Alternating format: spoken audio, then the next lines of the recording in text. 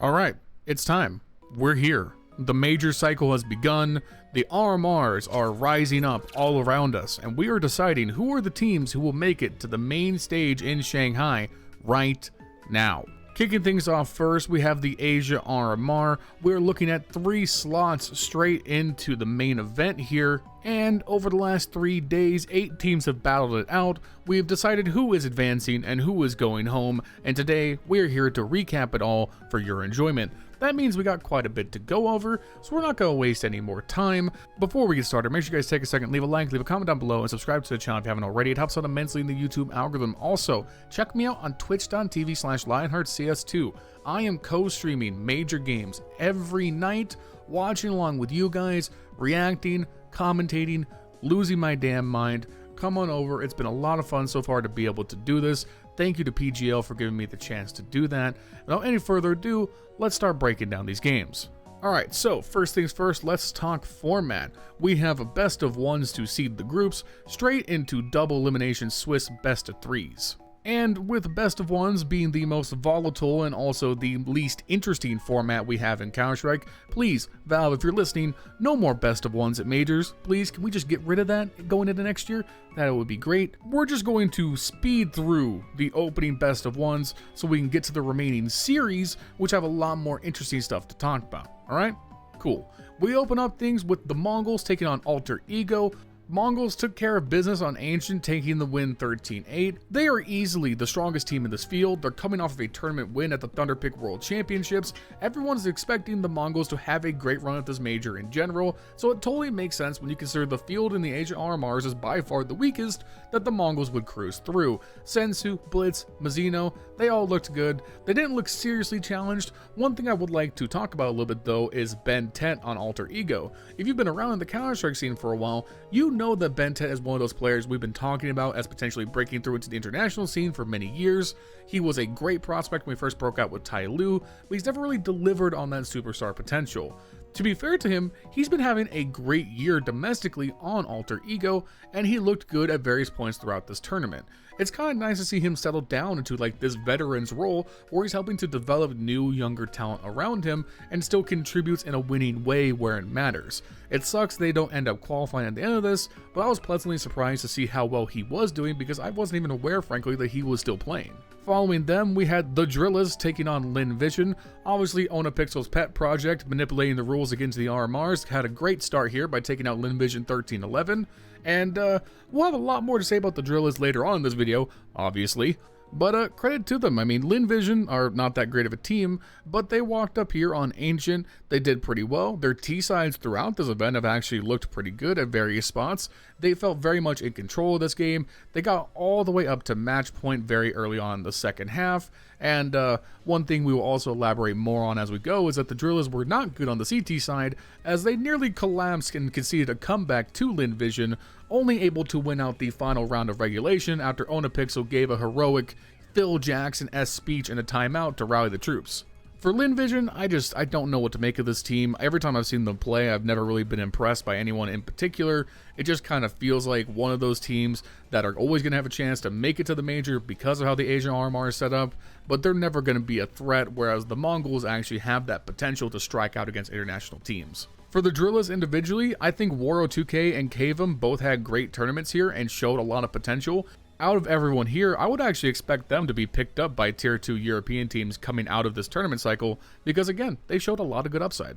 Next up, we had Rare Atom taking on GR Gaming, where Rare Atom would stomp them out 13-4 on Anubis, a pretty commanding, convincing victory on Rare's part. Somebody throughout this RMR has looked really good. Child King also had a lot of great moments. I didn't really see anything super great or innovative tactically from this team, but their individuals did their job. Obviously, holding GR to just 4 rounds is a very good performance.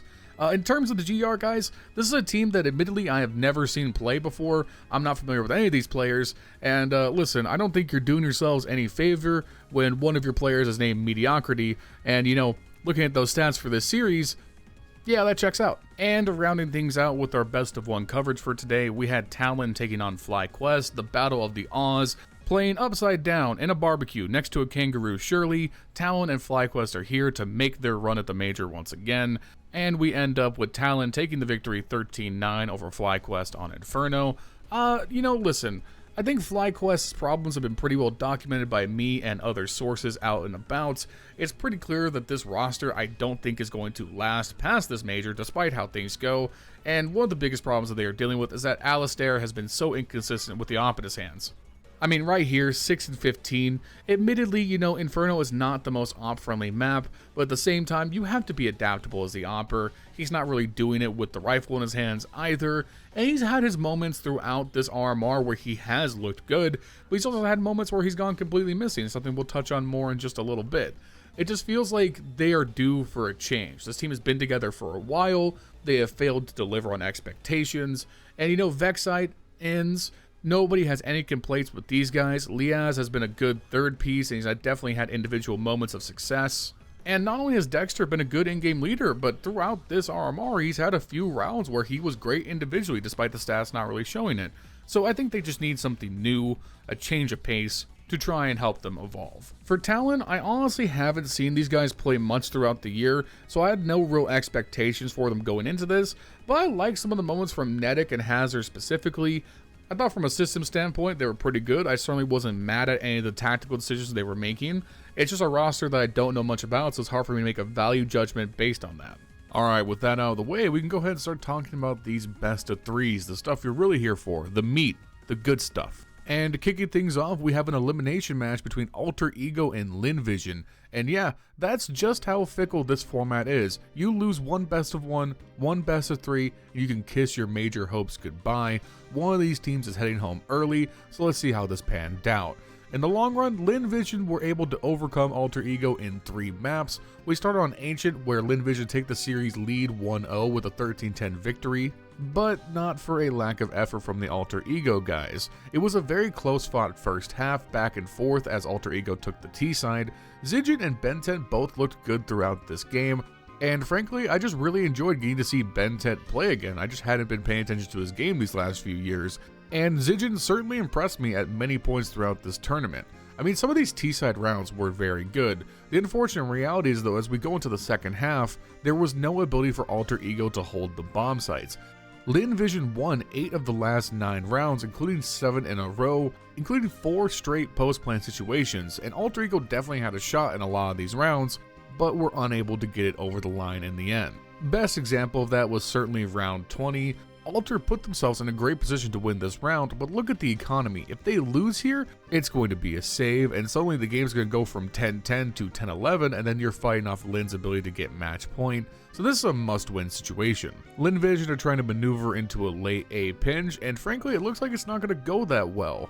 Aid Kit wins the duel inside of the red room, giving Alter Ego the 5-4 lead, but Lynn Vision reacts to it well. They slow things down, they wait for when they want to make the pop onto A, they throw the smokes and the flashes all at the same time, and then Lynn Vision collapse into the site. They take 2 opening picks, but there's only 1 traded back by Alter Ego. The bomb goes down, Flying backs up into Donut, wins the duel against Dobu, and at that point, with the economy, the remaining Alter Ego players are just forced to save. Moving on to Dust 2, this was a great response game from Alter Ego. They end up winning this 13-9, and it comes off the back of a great performance by Bentet himself, ending up with 20 kills and 14 goddamn assists.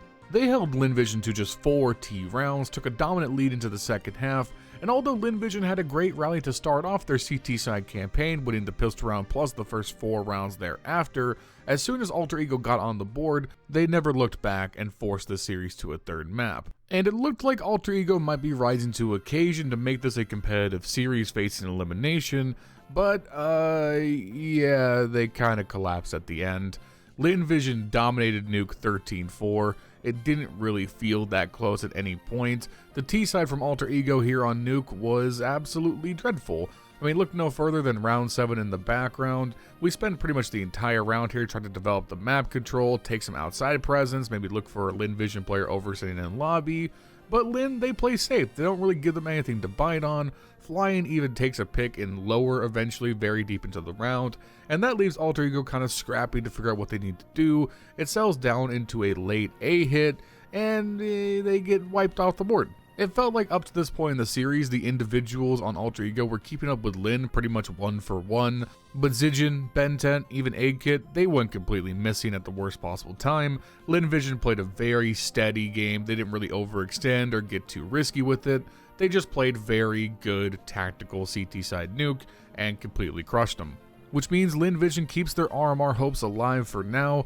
All in all, it's a disappointing result for Alter Ego because I liked what I saw from Bentent and Zijin throughout this event. Hopefully they keep this roster together a little bit longer and keep working and iterating on this formula. Our next elimination series saw GR taking on FlyQuest, and this was about as much of a gentleman's sweep of a series as you'll see.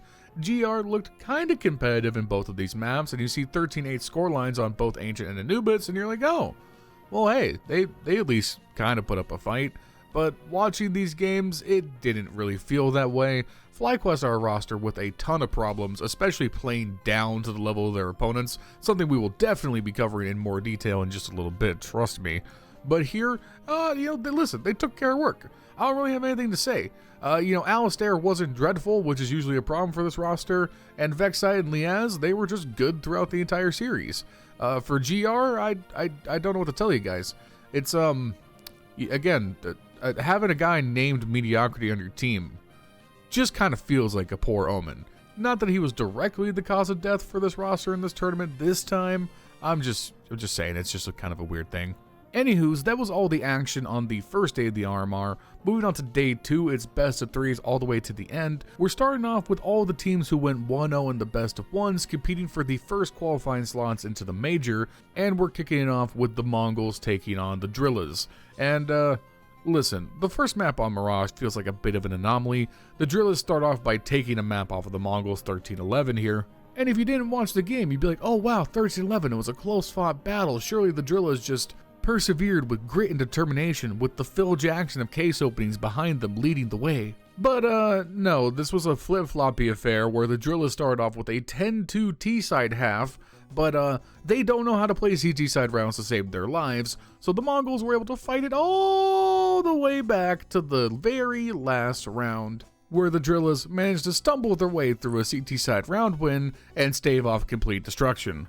Now listen, that may seem like a very simplistic explanation of this game, and that's because it is. We have a lot more to say about the Drillas in just a little bit, don't you worry. But it's clear the Mongolz were better. I mean, the other two games of the series were 13-2 and 13-5 on Ancient and Anubis. The Drillas, listen, they're not going to beat Mongolz. Mongolz are a real team. They have actual, dark horse aspirations to make a run at this major. They are currently ranked by Valve as, the #1 team in the world, which is smoking crack, but still, these guys are at least, a top 10, top 15 team at worst, and Drillas are an FPL mixed team as a pet project trying to sneak their way through the RMRs. Anyways, moving to our other upper bracket qualification match, we have Rare Adam taking on Talon. And this is another gentleman's sweep kind of situation. It was a 2-0 series, 13-8 on both maps. Rare Adam just looked like the better team at pretty much every turn. Starting off on Vertigo, we have Rare Adam and Talon going back and forth on this first half. Both teams trading streaks of rounds as Rare Adam would win the pistol round and convert the next two after. Talon would get on the board with one of their own, and because of the economy, Rare would be forced to save thereafter. And that was kind of the cadence for the first half. Little spurts of economic control resulting in a 7-5 lead for Rare going into the second half. Talon started off with a CT side pistol win, and listen, if they managed to convert off the back of this game could have been very interesting. However, things fall apart in a dramatic way on that second round force buy. Rare didn't even get the bomb down in the pistol round, so they're working with just Tech 9s, pistols, very limited utility, and somehow Talon managed to choke a very winnable post-plant situation on the A bomb site. Just very poor decision making from Talon down the stretch here leaves Summer in a great position with the Tech 9, and he ends up with 3 clutch kills and just steals the round. And because of that, Talon isn't able to establish an early economic lead, and all of a sudden Rare just run away with this game straight to map victory. And honestly, it's the same story on Inferno. There were just pockets of moments where Talon looked good, but they were unable to really break the economy of Rare for long periods of time. and really take control of the match. You'd have rounds like this where Talon execute a great A retake on the CT side. It's a 4v4 situation as Rare getting ready to burst out, and MNChell takes a swing into mid, finds the first pick as the remaining Rare players collapse into the pit. Addict gets traded out by Liang as the players push out onto site. Bomb starts to go down. MNChell takes care of Netic on the boiler as well for his second kill of the round. Talon just have a really good setup for this retake. They're popping in from Moto, from Apps, from Boiler all at the same time. AZR cleans up the remaining 2 kills, and suddenly it's a tie game. In the very next round, however, Rare find themselves in pretty much the same situation. It's another A take that boils down to a retake situation, but this time Rare on the back of Chowking persevere in the 1v2, and now Talon's economy is broken. That's pretty much how this game went. Rare take this win pretty convincingly and are the second team to qualify straight through to the major, and that means there are still quite a few games to go over, but only 1 spot remaining to make it to that sweet, sweet sticker money. Alright, I've been dodging around it, I've been avoiding it this entire video. Our first best of 3 elimination in the lower brackets is between FlyQuest and the Drillas, and okay, listen, I'm just gonna be honest. This is probably the dumbest best of 3 ever played at a major. This final map, Ancient, actually broke me. I watched the whole thing on stream, twitch.tv/LionHeartZ2. I am co-streaming, come say hi. And, you know, it was late at night, and the caliber of Counter-Strike played throughout this series could best be described as, he means well. More brutally, it was utter dog shit. And I mean that in like the best way possible, because it was insanely entertaining watching both of these teams make pivotal, crucial, and overall boneheaded mistakes throughout.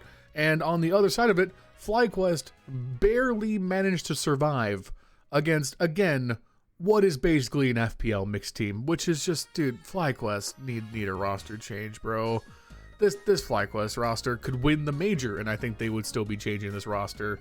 It's time. It's time to split it up. This watching FlyQuest gives me a headache. First map, Anubis. The most entertaining 3 rounds the Drillas played on this entire map were the first 3. Other than that, they were bad. FlyQuest dominated the second half on the T side, and the way they did it looked like the Drillas didn't know what they were doing. There was zero coordination, there were bad rotates on the CT side, there were really bad mistakes on the T side. I watched this game, and I was like, okay, let's go check what's going on in the Americas RMR running at the same time, because this series is over. There's no way FlyQuest are going to let this go to 3 maps, right? Right? And then the Drillas blew them out 13-2 on Dust 2. Now listen, if you are an FPL mixed team trying to fluke your way into a major, I'd be playing Dust 2 in every single series because it's the pub map. It's the map where you don't need a deep strat book. And here's my tactical analysis of how this game went. Alistair had 3 kills, Waro 2K and Kavem both had 20 each, and Inz was the only person on FlyQuest who could do anything. And so, it comes down to the pivotal showdown on Ancient. And, once again, the theme for the Drillas is their inability to play the CT side. We open up, they win the pistol round, good job. They proceed to only win 2 more rounds for the rest of the half, and FlyQuest just meticulously dominate the T side. I did enjoy how much FlyQuest controlled the pace at various points throughout this game. They were not, at times, forcing themselves to play down to the Drillas level. They were not allowing the Drillas to try and do any shenanigans at all, and they were abusing the fact that the Drillas love to over-rotate at the drop of a hat. More on that in just a minute. So I'm expecting a blowout in the second half. I'm like half paying attention because it's getting late and I'm tired and I keep flicking back and forth between Twitter to live tweet this whole thing. And slowly but surely, the Drillas start winning T-side rounds. And then they win some more.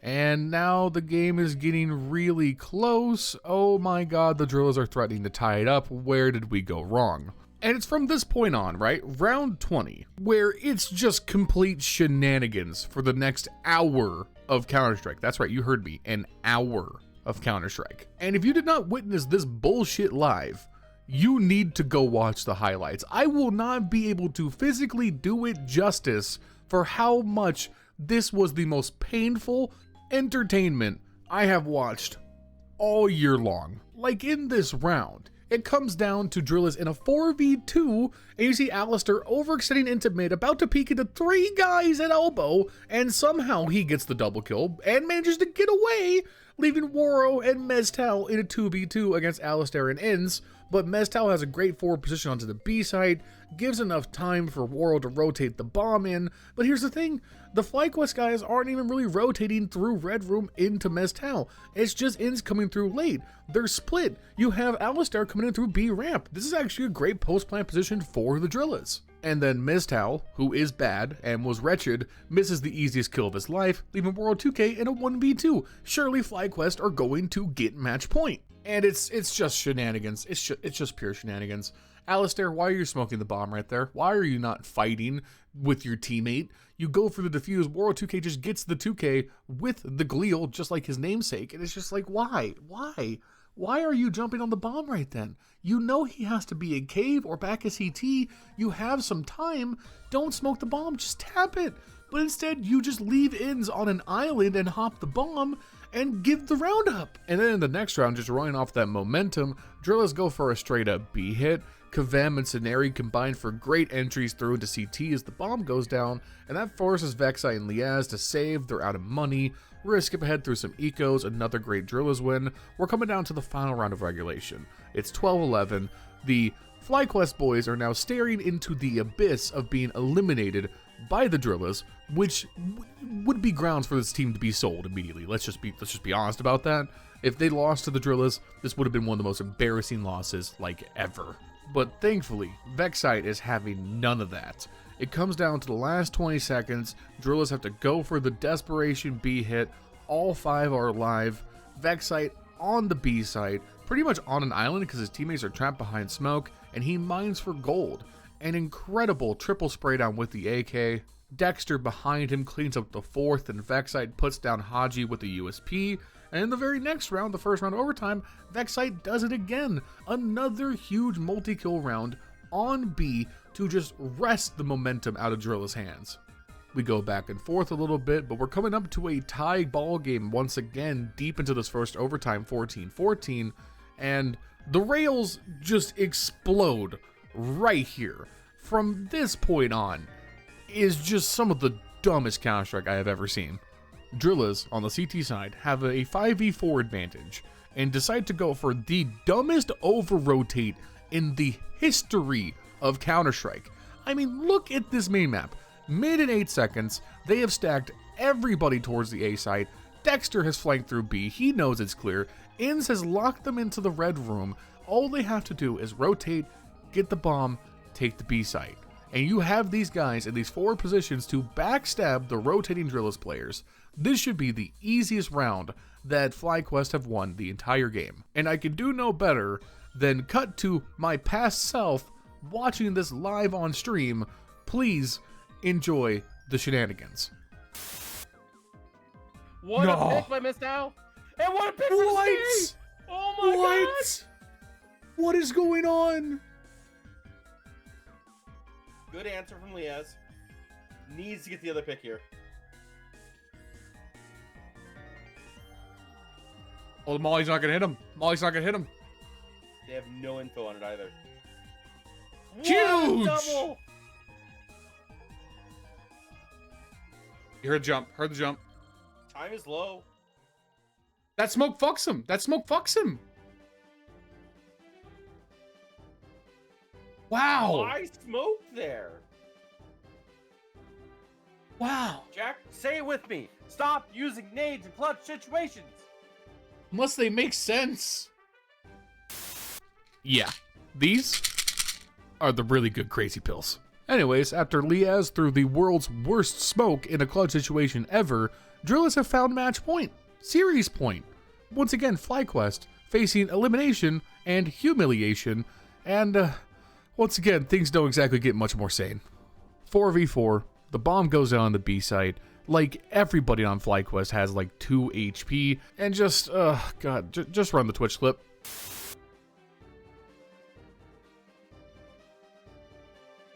This is a fully losable round here. They have no control over the site. Let's play 4v4 retake just for your chance in the major. They're so low though.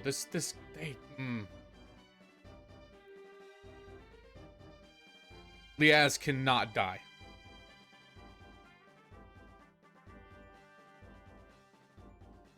Oh my god! Mezcal! Summon! You can't summon like this! No!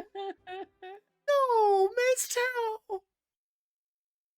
Mezcal! You cannot 1G like this! Yep, Mezcal summoned himself at the most pivotal moment in the game after missing easy shots on a player not looking at him. It should go without saying, by the way, Mezcal was like the worst player at this event. I don't know that off the top of my head, actually, but I bet you if I went and looked, yeah, he's gotta be like the worst rated player, right? Okay, he's the third worst? Yeah, that's close enough. Let's be honest, Mezcal was only here because it enabled the Drillas to be able to play in the Asia RMRs. He is not there on the merit of himself as a player, and it shows. And listen, there are so many more rounds I could get into throughout the rest of this game, but for the sake of brevity, I'm just going to let some footage run in the background and talk a little bit about the Drillas, because obviously this has been a controversial, to say the least, run from them through the RMRs. The whole formation of this team has been pretty interesting to watch play out, and the Drillas do get eliminated. FlyQuest clutch it out in triple overtime, which is wild it even went that deep, and they do stay in. FlyQuest go on to qualify at the end of this video, by the way, more on that in just a minute. So the Drillas go home here, they're heading to the airport, no major stickers in the game, no Onapixel as a coach at the major. And this has caused an interesting dialogue to emerge on Twitter, and by interesting dialogue, I mean people calling for death threats against Richard Lewis for stating the obvious. Now, to be fair, Richard can be blunt and incendiary, but that's what I like about him. He doesn't cloak his opinions at all, he doesn't try to walk any lines, and he calls it out when he sees it. The reality is that the Drillas project was a vanity project for Onapixel. I don't think there's any other charitable interpretation of events. He picked up these players for the purpose of trying to qualify into the RMR. This is not a long-term project, and it appears that now that it's over, that he's not going to be keeping this team in any kind of capacity afterwards. They used the loophole to get 2 APAC players onto the team, then stacked it with Europeans, went to the easier qualifier, made it into the easier RMR, and then failed to make it to the major. They even replaced one of those APAC players with Scenari last minute, meaning they were the only team to be majority European in the goddamn Asian RMR. This whole project's explicit purpose was to get stickers and get Onapixel into the game. I don't think there's any other interpretation. He may have paid these players salaries, he may have paid for their travel, that's all good, that's not the problem here. If Onapixel was serious about getting into a major, Drillas would be a long-term project. He'd be a manager or an owner and not a coach. He'd be looking to draft players and play for a full season. He'd be seeking funding to turn into an actual organization. And as far as we know, he's not. And listen, the idea of a content creator owning an esports org is not exactly a new idea. You have examples like Moist Critical doing it with Moist Esports or Disguised Toast with DSG. But the difference is, those guys built those companies to be esports organizations. They have serious teams competing at a serious level, contending for championships. They are invested in the games and those teams. And that commitment is just not what we saw from Onapixel with this process. So while yes, there is a part of me that thought this whole thing was pretty funny, and the games were entertaining, I do have to agree with Richard at the end of the day, this would have been a bad look for the esport as a whole if Onapixel managed to succeed. I think we need to shore up these regulations in the RMRs to make sure this can't happen. And I want Onapixel to prove me wrong. I want him to get a team together, play them for an entire season, see what they can do at the tier 2 level. If he really wants to get into the major, he should do it the same path that every other organization has done it since the RMRs began. And despite all of that for FlyQuest, they're not done yet. They have to play whoever wins out of Lynn and Talon to decide that final qualification spot for the major. And to not make a too long video too much longer, I'm just going to be honest, there really wasn't anything interesting in these remaining 2 series. Lynn were decisively better than Talon. It wasn't particularly close outside of Inferno. Lynn picked up the first map 13-10. They then won on Dust 2 pretty convincingly 13-6. The problem for Lynn is that they completely collapsed against FlyQuest. They got absolutely destroyed on Nuke 13-2, and then FlyQuest did not waste any more time on Vertigo 13-8. Credit to FlyQuest, by the way, because they played that extremely long series against the Drillas, came back the same day, not like 3 hours later, and then took care of work against Lynn Vision. They made it into the major against all odds and all attempts by Alistair to shoot them out of it, and they survived. And listen, I've been mean to Alistair throughout this video. He was great in this final series against Lynn Vision. I guess it's better late than never. And so that means our 3 representatives out of the Asia region are Rare Atom, the Mongolz, and FlyQuest. It is dope that we have a Chinese team making it to the Shanghai Major. We love to see that. Rare played very good. They deserve to go through in first place. The Mongolz, they're looking like actually a team to watch out for in the major. Though all 3 of these teams do have to go through the opening stage, so you never know what's going to happen. Anyways, this has been a mammoth video, so I'm going to keep the outro brief. Make sure you guys like, comment, subscribe, all that good stuff. Keep an eye out for the other RMR coverage throughout the next few weeks. Hopefully you guys enjoy that as well. Shout out to my channel members Justin, Jesse, Furley, Bubblesj, Dr. Cocktor, and Milan Berta. If you want to become a channel member, you can do so in the link down below. It supports me directly. Thank you. Check me out on Twitch. I will be co-streaming throughout the entirety of this major cycle as much as I can. Come hang out with me live. It's been insanity and so much fun to do. Hopefully you guys come and support me directly. Thank you to PGL for allowing me to do that as well. And yeah, I'll see you guys next time.